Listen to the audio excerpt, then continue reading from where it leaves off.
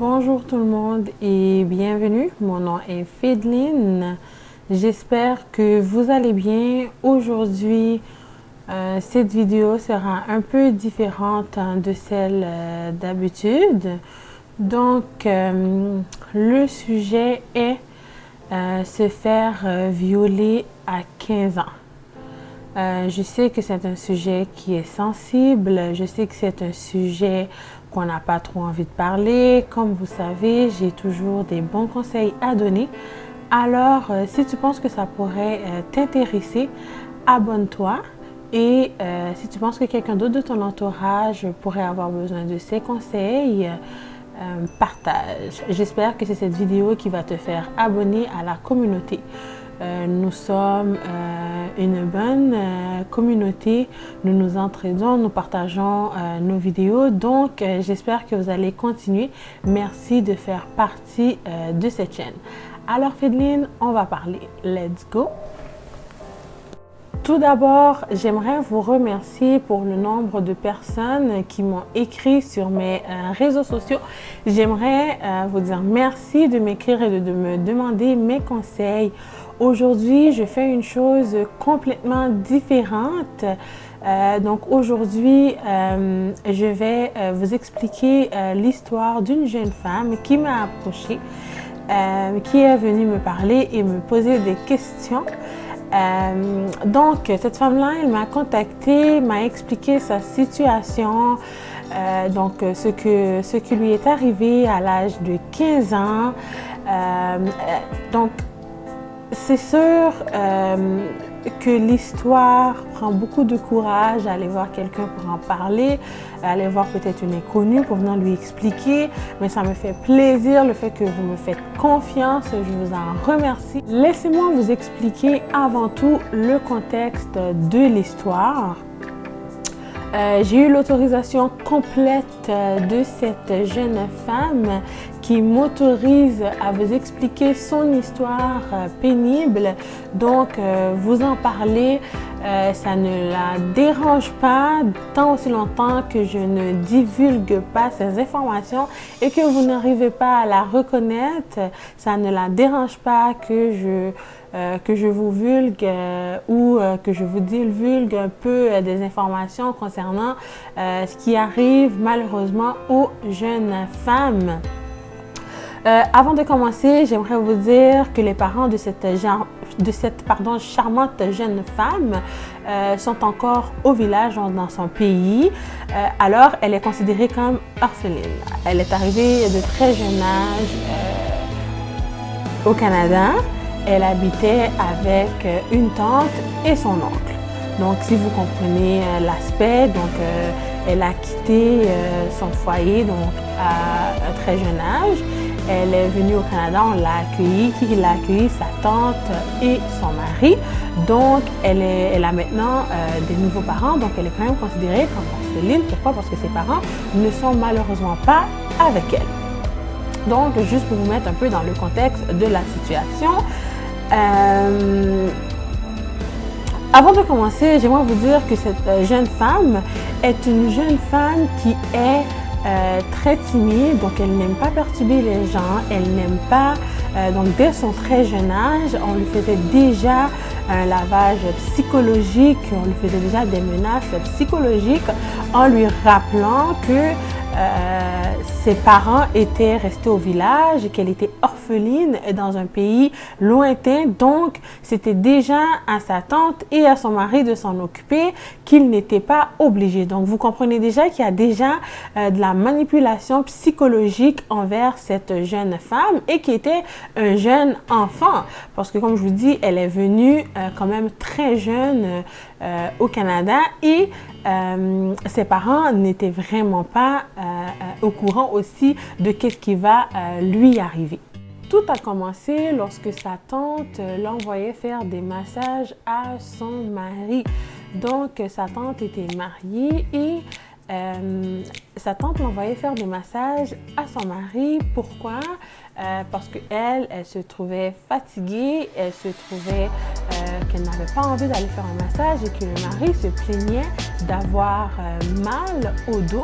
Donc la tante disait à sa nièce, va faire un massage à mon mari parce qu'il a mal au dos, tu sais, il travaille fort, donc il faudrait que tu ailles faire ces massages-là. Et un enfant qui considérait déjà sa tante et son oncle comme ses parents adoptifs, donc écoutait sa mère. Donc elle considérait ses parents-là comme sa mère ainsi que son père, même lorsqu'elle avait les pressentiments que ce n'était pas ses vrais parents, parce que vous savez, lorsque l'enfant ne vit pas avec ses vrais parents, il y a beaucoup de ressenti, donc il y a beaucoup de jalousie. Et si aussi que ces parents-là ont des enfants, ou tout simplement le fait que ce ne sont pas tes vrais parents, tu es déjà culpabilisé de ne pas être avec tes parents. Et en plus, si ces parents-là te font comprendre qu'ils ne sont pas tes parents, ils ne font que te rendre des services, donc tu es obligé de tout faire pour eux. Donc ils te font un lavage de cerveau. Rendu là, je vais vous garantir que tout ce que ces parents-là vont vous demander de faire, vous allez le faire. Pourquoi? Parce que vous vous sentez très mal et vous vous sentez d'une manière quand même pas très correcte, parce que vous vous dites si je ne le fais pas, mes parents ne sont pas là, vers qui je vais me retourner, je n'ai pas envie que ces gens-là soient fâchés contre moi, donc vous allez faire ce qu'on vous demande. Alors, à plusieurs reprises, cette jeune femme, elle était âgée de 15 ans, entre 15 ans et 16 ans. À plusieurs reprises, elle dormait et elle avait toujours l'impression de faire des rêves et qu'elle se faisait toucher sexuellement. Mais elle se disait toujours, mais non, c'est pas possible parce que je dors et je n'ai personne qui aurait pu me toucher. Alors, je sais que ce sont des rêves, mais je n'arrive pas à me rappeler de ces rêves. Vous savez, à l'âge de 15-16 ans, ce que les ados font, c'est que ça reste au téléphone avec leurs amis très tard, même s'ils ont de l'école le lendemain. Et ça parle avec le petit ami et font semblant de dormir. Donc, sa famille adoptive rentrait toujours dans la chambre pour vérifier, surtout le mari de la tante, rentrait toujours dans la chambre pour vérifier si elle dort. Donc,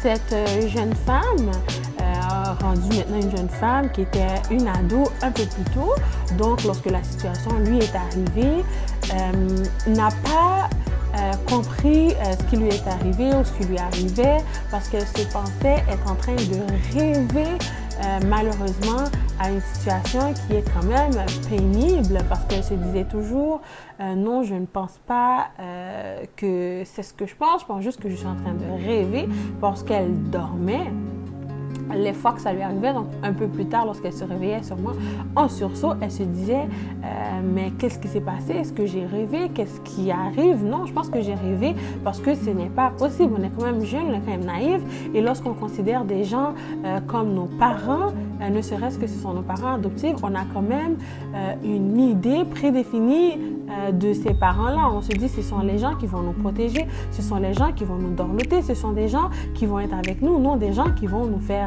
du mal, ou non des gens qui pourraient peut-être enlever l'estime de soi. Donc, voici comment malheureusement qu'elle va découvrir ce qui lui est arrivé, et vous allez comprendre. Ça mérite un peu d'eau, parce que vous allez voir que nous avons des sœurs, nous avons des frères. Oui, ça s'est arrivé, ça s'est passé à une jeune femme, mais il y a beaucoup d'hommes aussi qui subissent des actes sexuels, malheureusement, qui n'ont pas envie de subir. Il y a beaucoup de femmes qui subissent des actes sexuels auprès des proches. Des fois, nous pensons faire du bien et envoyer nos enfants chez des gens, mais si vous saviez à quel point que ces enfants-là peuvent souffrir, des fois vous pensez leur donner peut-être une meilleure vie, mais ce n'est pas toujours le cas. Je vais vous expliquer ce qui lui est arrivé.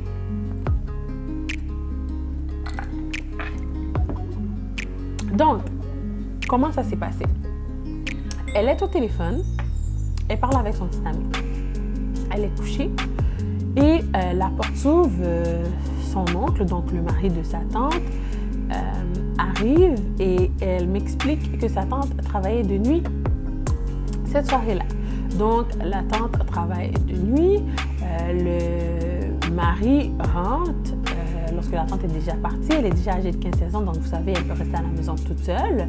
Donc, le mari rentre, elle est au téléphone avec son petit ami, elle raccroche soudainement et lui dit, mon oncle est arrivé, donc je te rappelle elle sait déjà qu'il va venir dans la chambre parce que c'est déjà une habitude. Des fois, quand elle était réveillée, elle voyait qu'il rentrait sa tête, qu'il ouvrait la porte et qu'il regardait si elle était correcte, si elle dormait. Vous savez aussi que les jeunes, des fois, ça part dans la nuit. Vous savez aussi que des jeunes, des fois, ça pourrait faire des conneries. Donc, dans la tête de cette jeune femme-là, son oncle, le mari de sa tante, elle est juste en train de la protéger, est en train de surveiller si tout va bien, si elle respire. Et pour elle, c'est tout à fait normal. Elle est avec eux depuis son très jeune âge et c'était dans l'habitude du mari de sa tante de venir regarder ce qui se passe. Alors, elle raccroche le téléphone, elle est avec son petit copain, elle raccroche le téléphone, elle fait semblant de dormir, elle ferme ses yeux durs et malheureusement, elle ouvre ses yeux en sursaut parce qu'elle trouve les mains de son oncle, le mari de sa tante, de son père adoptif, disons ça comme ça, un homme qu'elle a pris pour un exemple paternel, un homme qu'elle a pris pour son père, un homme qu'elle a pris pour quelqu'un en qui elle pouvait avoir confiance, même lorsqu'on lui faisait un lavage psychologique, elle était quand même jeune et même à 15-16 ans, on est toujours jeune. Donc, cet homme-là qu'elle a pris pour l'exemple parfait, parce que nous savons tous que nos pères sont nos exemples à suivre. On veut toujours que notre copain, notre mari ressemble à nos pères parce que nous aimons nos pères. Donc, c'était vraiment la personne qui était là pour elle, en fait, quand c'est ce qu'elle pensait. Et soudain, elle ressent une main dans son pantalon. Oui. Elle ressent une main dans son pantalon. Elle se réveille. En fait, quand vous saviez, elle n'était pas en train de dormir, elle faisait semblant. Donc, elle ouvre les yeux très grands et elle demande à la personne, elle tient sa main, elle demande « Qu'est-ce que tu fais ?» L'oncle se tourne et part de la chambre. Donc, et c'est là que ses rêves deviennent réalité et que les rêves qu'elle pensait avoir commencent à devenir des cauchemars. Donc là, elle a le pressentiment d'être trahie par quelqu'un qu'elle aimait beaucoup. Elle a le pressentiment d'avoir eu des coups de couteau parce que c'est impossible d'avoir un père ou quelqu'un qui est considéré comme son père, ne serait-ce que le mari de sa tante, qui puisse venir la nuit. La personne qu'elle a tellement peur d'eux, parce qu'elle considère cette personne-là comme son exemple. Elle sait très bien lorsqu'il arrive à cette heure-là, elle devrait être en train de dormir. Elle a tellement peur qu'elle raccroche sur son petit ami.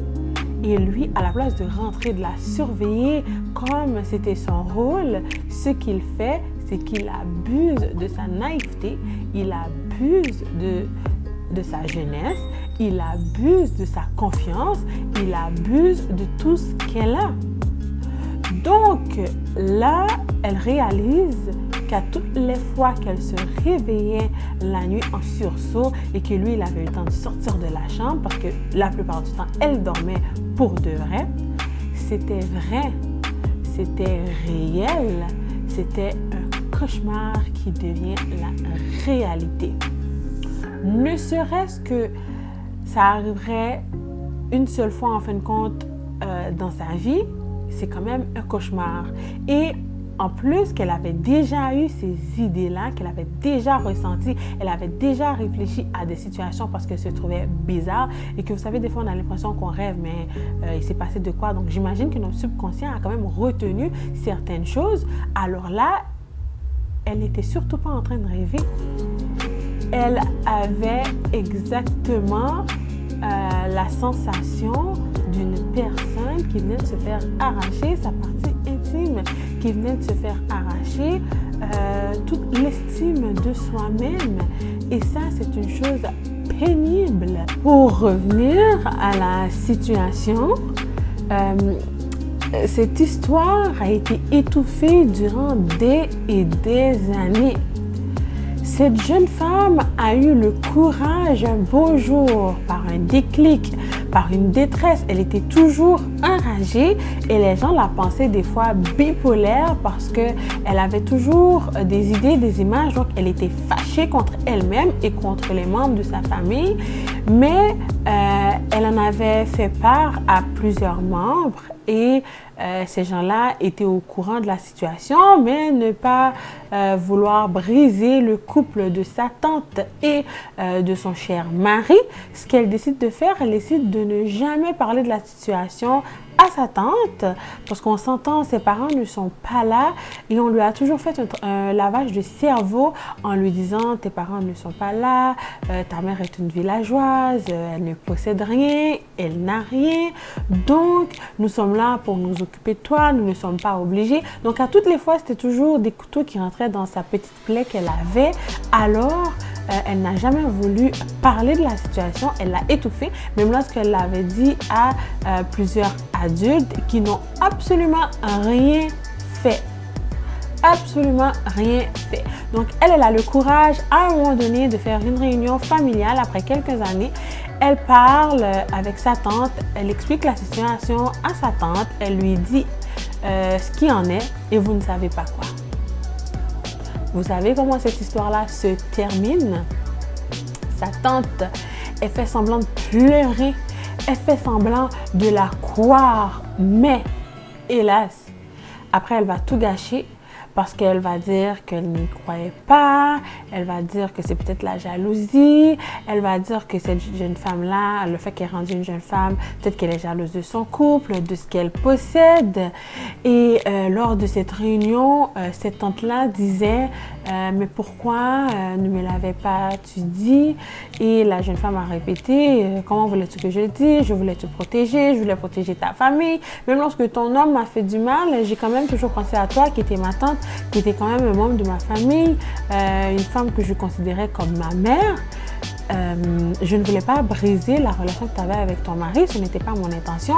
Et aussi, nous savons tous que les parents ne croient presque jamais leurs enfants. Je ne sais pas pourquoi la génération de nos parents ne croit jamais leurs jeunes. Je ne sais pas pourquoi lorsque leurs jeunes viennent leur parler, prennent leur courage à deux mains, viennent leur parler et leur expliquent une situation, ils pensent toujours que l'enfant est en train de mentir et avant que l'enfant puisse venir te voir, elle y a réfléchi ou il a réfléchi à tellement de choses. Ça lui a pris tout son courage pour se mettre très bas dans son niveau pour venir te voir, te parler, t'expliquer, te demander de l'aide et à la place que tu reconfortes ton enfant, ce que tu fais ou l'enfant qui habite avec toi, c'est que tu juges et tu dis que l'enfant est en train de mentir. Donc, la famille a cru à la situation parce que là, plusieurs membres de la famille étaient déjà au courant et vous ne savez sûrement pas quoi. Vous ne pourrez jamais deviner. Cet homme-là, et là, c'est là que des histoires sortent. Cet homme-là a touché tellement de jeunes filles, plus jeune que cette jeune femme à son âge, donc plus jeune que 16 ans, 15 ans. Déjà quand lui, il habitait au village aussi, il touchait des femmes, il touche les membres de sa famille, il touche tout ce qui bouge. Donc ça a éclaté, sa femme, elle a fait semblant de pleurer, elle a fait semblant d'avoir mal, mais ce n'était pas vrai. Donc c'est sûr, je me dis ça doit être quand même quelque chose d'être en réunion familiale et que tu sois le sujet exposé. J'imagine que ça doit être quelque chose. Mais êtes-vous aussi en mesure de pouvoir réfléchir à cette jeune femme qui a été touchée sexuellement? Donc, il n'a pas eu le temps d'avoir un acte plus poussé, mais tu as quand même touché ses parties qu'elle n'était surtout pas d'accord, qu'elle n'était surtout pas au courant.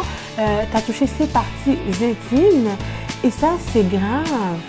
Moi, tout ce que je pourrais vous conseiller, parents ou futurs parents ou les gens de mon âge, tout ce que je pourrais vous conseiller, les gens de ma génération ou ma génération future ou même ceux qui sont plus vieux ou plus vieilles que moi, lorsque vous avez des enfants, n'envoyez pas vos enfants aller vivre avec des tantes, des oncles. N'ayez pas confiance aux membres de l'Église.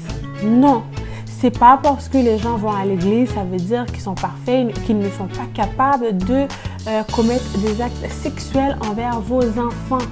N'envoyez pas vos enfants chez les amis tout le temps. Apprenez à recevoir aussi des amis chez vous.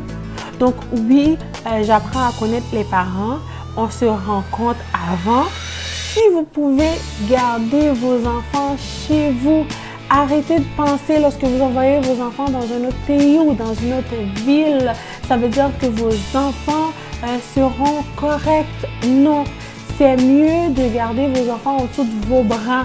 Ce que vous allez manger, vos enfants vont le manger. Et si votre enfant a à réussir dans sa vie, ce n'est pas parce que ton enfant change de pays ou de village ou de ville.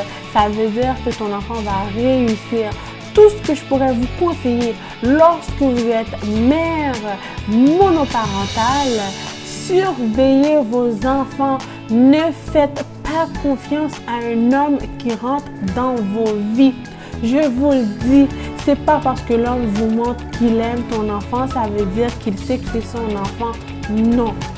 C'est pas parce que c'est son père que tu dois faire confiance à 100%. Non. Dans le monde qu'on vit présentement, vous êtes maman, vous faites vos enfants, vous surveillez vos enfants. Vos enfants dorment avec vous, chez vous.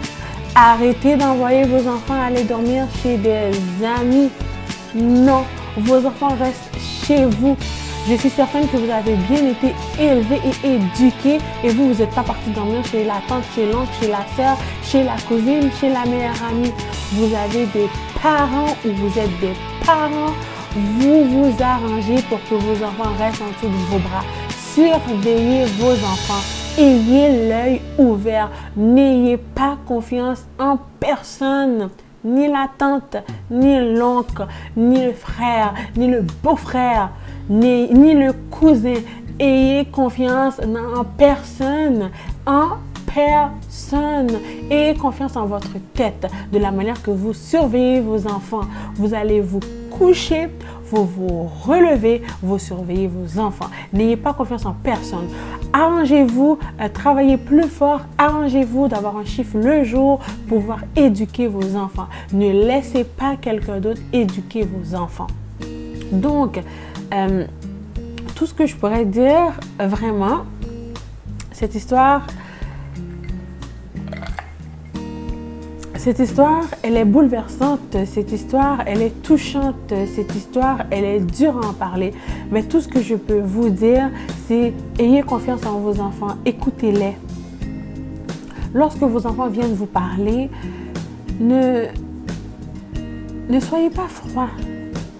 Essayez de les comprendre. Ne les jetez pas. Croyez-les, suivez-les, suivez ce que vos enfants vous disent. Soyez intelligents et intelligentes. Ne faites pas de drame. Je ne vous demande pas de toujours fermer les yeux. On s'entend que ce sont des enfants et des fois, ça pourrait peut-être ne pas dire toute la vérité. Mais si votre enfant vient vous voir à propos d'un sujet de cette manière, un sujet aussi tabou des fois par nos communautés qui ne comprennent absolument rien et qui ont tellement une tête de mule et qui ne croient pas à ça, pensent toujours que ça peut arriver seulement qu'à nos voisins.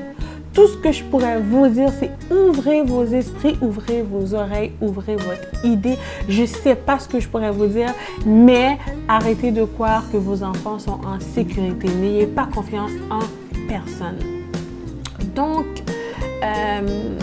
j'espère, ma belle, que je ne t'ai pas trop maganée dans l'histoire. J'espère que j'ai été assez discrète à ton égard. J'espère que j'ai pu prendre tes paroles pour que je puisse les transmettre aux gens. Merci de me faire confiance, d'avoir confiance en moi. et de m'avoir raconté ton histoire. Merci le fait que tu écoutes toutes mes vidéos. Si tu penses que je t'ai aidé, ça m'a fait plaisir. Si tu penses que tu as encore besoin d'aide, je serai toujours là pour t'écouter, pour t'épauler, et à toutes les fois que tu auras besoin de moi et à toutes les fois que cette image ou ces images vont te revenir en tête et que tu n'arrives pas à les enlever, je serai toujours là. Tu pourras toujours revenir vers moi, me parler, m'écrire, me rencontrer. S'il le faut, si je fais des conférences, ça me faire plaisir de t'inviter pour que tu puisses assister. Je sais que tu es un amour. Sache que ce n'était pas de ta faute comme je te l'ai dit. Sache que tu n'as absolument rien fait pour mériter ça. Sache que tu es une femme indépendante, belle et une femme qui peut absolument tout faire dans la vie. Je sais que cette situation-là est très difficile. Je sais que cette situation-là n'est pas toujours facile à parler, et je ne te demande pas de toujours en parler parce que ça prend du courage. Mais merci d'avoir eu le courage envers moi. Merci d'avoir eu le courage de me laisser raconter ton histoire, parce qu'avec ton histoire, nous pouvons changer tellement de vies, et nous pouvons changer tellement de jeunes femmes et de jeunes hommes qui malheureusement est la même ou a vécu tout simplement la même situation que toi. Merci de la confiance que tu m'as faite, et je voudrais te dire sincèrement que tu es forte, que tu es capable, et je te souhaite tout le bonheur et tout le courage. On continue encore à garder contact, et merci encore. Donc pour ceux qui le savent, donc ce mois-ci c'est un mois d'amour, c'est un mois de paix, c'est un mois de joie. Donc on est là pour aider. Donc dès que vous pouvez aider une personne, aidez cette personne-là. Soyez là pour les personnes que vous savez qui en ont besoin. Écoutez les gens. Et j'espère que c'est cette vidéo qui va te faire abonner à la communauté. Pour ceux et celles qui viennent tout juste d'y être, merci beaucoup. Merci de faire partie de la communauté. Ceux et celles qui étaient déjà là, vous connaissez déjà la suite. Je mets une vidéo à tous les jours jusqu'au 25 décembre. Il y a un concours. Donc, à chaque 5 personnes que tu envoies s'abonner à ma chaîne ainsi que toi, moi, j'inscris ton nom, je vais piger ton nom pour avoir un panier de Noël qui sera pigé le 25. Donc, le concours se termine le 24 à minuit. Donc, à chaque tranche de 5 personnes qui écrivent ton nom, donc c'est toi qui les as référés, moi, je mets ton nom dans le concours. Alors, comme je vous dis toujours, Fédeline, on va parler demain. Bye!